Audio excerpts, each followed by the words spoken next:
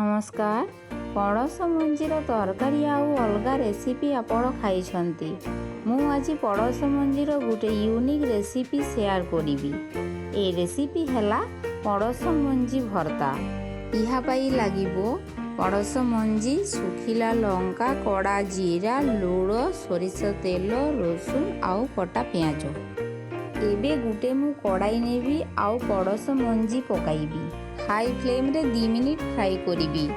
इहा परे गैस रो फ्लेम को मीडियम रखी के फ्राई करिबी।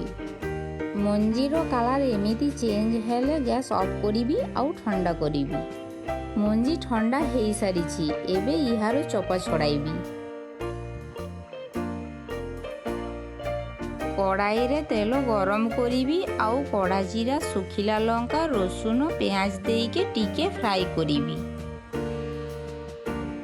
राग अधिका पसंद हेले सुखिला लंका अधिका पकाइबे। एबे मंजी पकाइबी। लूण देई के भलो भाबरे फ्राई करिबी।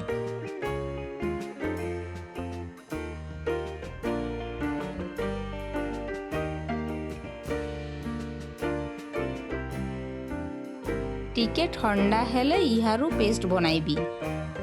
आपण इहाकू सिलबटारे पेस्ट करिले इहारो टेस्ट अधिका हबो। पेस्ट करिबा समय रे ड्राई हेले टिके पानी पकाइबे।